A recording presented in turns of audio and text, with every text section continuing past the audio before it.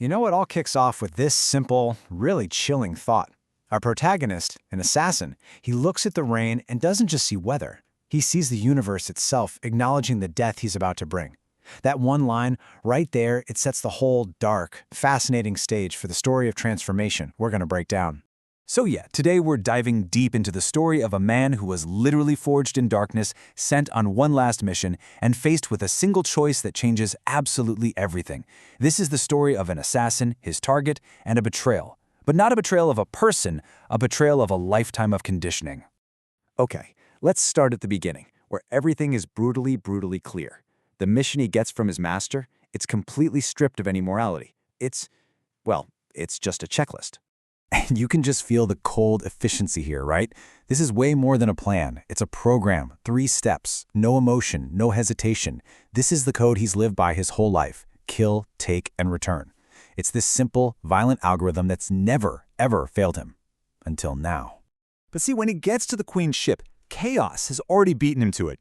There are these monsters just tearing the crew apart, and they're after the exact same prize. But this doesn't even faze him. He just cuts right through the carnage. His eyes completely locked on his goal, right up until a final explosion just throws him into total darkness. And this is the exact moment where that simple mission just fractures into a million pieces.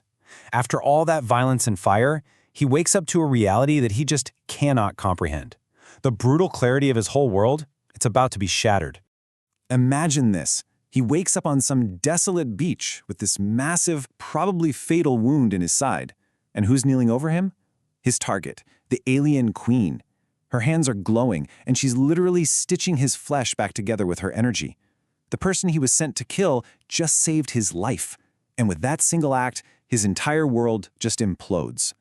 So, the queen collapses from exhaustion, and his training just kicks in. You can almost hear the gears grinding as that old programming reasserts itself, one agonizing step at a time. His mind is just screaming the first command. And the second command follows right behind it. No thought required. Secure the objective.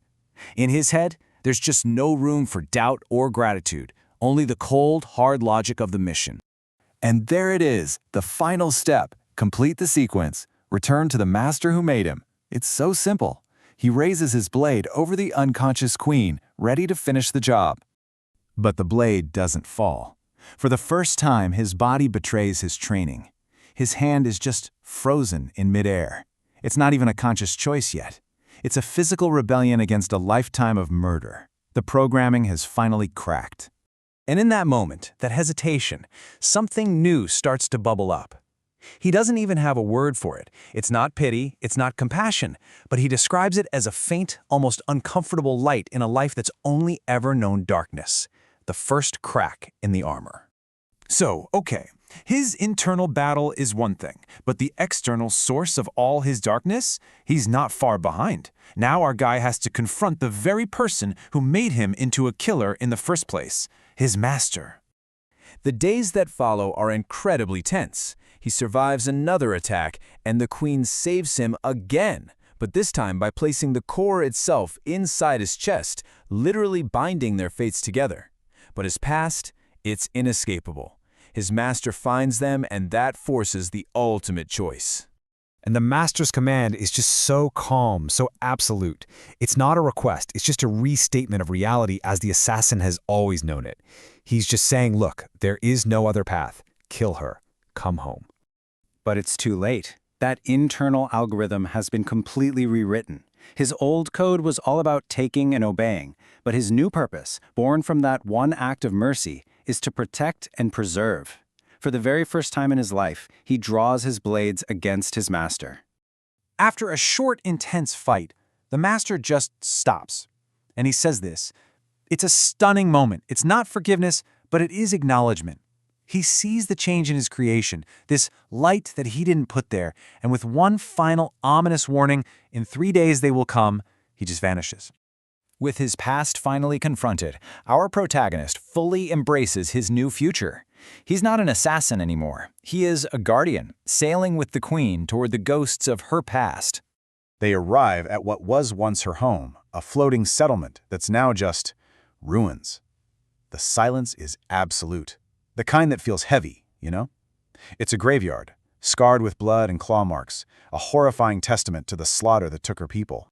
And right there, in the center of all that devastation, the queen performs a ritual. She calls out, not with words, but with a sound that seems to resonate with the very soul of the place. And slowly, these faint lights begin to appear, the spiritual remnants of her people. And as she's gathering these spirits, he feels it. The core inside his chest starts to pulse. It's this incredibly profound connection. The life force he's now carrying recognizes its own. In that moment, he is irrevocably tied to the fate of a people he was originally sent to help destroy. But hey, remember the Master's warning? 3 days? Well, that time is now up. A shadow falls over the horizon. The enemy is here. He draws his twin blades, the same weapons he once used for killing without a second thought. But now they're drawn for a completely new reason, not to end a life, but to defend one, to protect a queen and the faint, flickering light of her legacy. And that is where the story leaves us, on the edge of a new battle, facing this really powerful question. Can a person who was defined entirely by violence and shadow, can they truly be redeemed?